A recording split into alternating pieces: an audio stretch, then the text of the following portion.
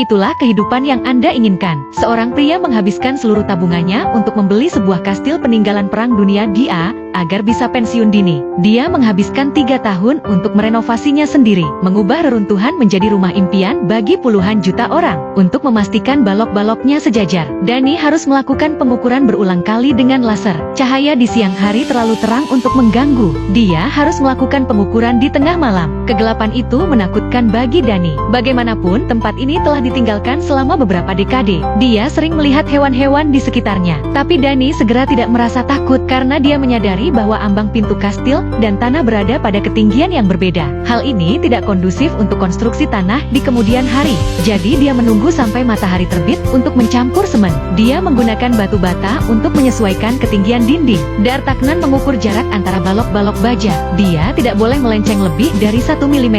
Kemudian dia menancapkan kayu yang sudah dipotong ke dalam alur baja. Dengan menggunakan palu, dia dengan hati-hati menyesuaikan posisinya. Jika dia tidak memegang tangannya dengan mantap, kayu itu akan jatuh langsung ke bawah. Untung saja, ini lantai dasar. Ini lantai pertama, jadi tidak ada kerusakan pada kayunya. Karena keterbatasan tinggi badannya, Dani seringkali harus melompat-lompat untuk menyelesaikan pemasangannya. Dan kemudian Dani memasang papan di atas balok. Untuk memastikan tidak apa-apa untuk memantul di atasnya, dia kemudian meletakkan balok-balok lainnya. Setiap potongan kayu harus memiliki lekukan yang dipotong di bagian atas, agar sesuai dengan balok baja. Kelihatannya seperti pekerjaan yang sederhana, tapi itu membutuhkan banyak waktu dan kesabaran, agar keluarganya bisa masuk ke dalam rumah sesegera mungkin. Dia sering bekerja sendirian, hingga larut malam. Sudah 2 tahun sejak dia mulai merenovasi. Mungkin orang lain tidak bisa melihat kemajuan yang jelas. Hanya dia yang tahu seberapa keras dia bekerja agar dapat bekerja kapan saja dan di mana saja. Dani mengatur area kerjanya di aula lantai dasar. Disinilah semua bahan ditumpuk. Dia juga membangun meja kerja kayu solid yang dipesan lebih dahulu. Jadi dia bisa memamerkan keahliannya dalam bidang pertukangan. Sebagai seorang ahli renovasi profesional,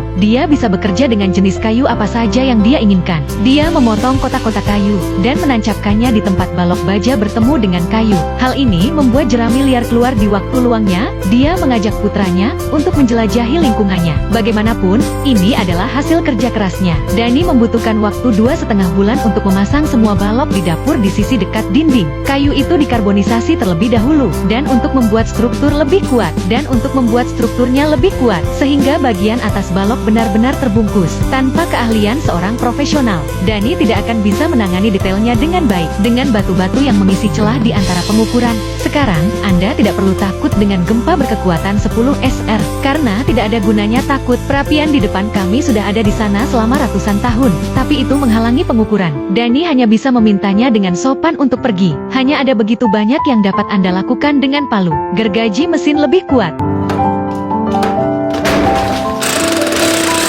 Saat Dani memindahkan perapian, sebelum balok terakhir dipasang, sebelum memasang lantai, Dani harus menyingkirkan beberapa puing-puing yang jatuh, bahkan jendelanya pun dibersihkan. Bagaimanapun, sangat mudah untuk memukul diri sendiri dengan pecahan batu bata. Setelah dia membersihkan area tersebut, dia bisa mencampur adukan semen dan menuangkannya. Ini adalah pekerjaan yang sepi untuk dilakukan sendirian, tapi Dani menikmatinya. Selain stres karena renovasi, Dani juga beristirahat. Dia sering mendirikan tenda yang nyaman 500 meter dari kastil. Dia berpura-pura sedang berlibur di sebuah hutan misterius.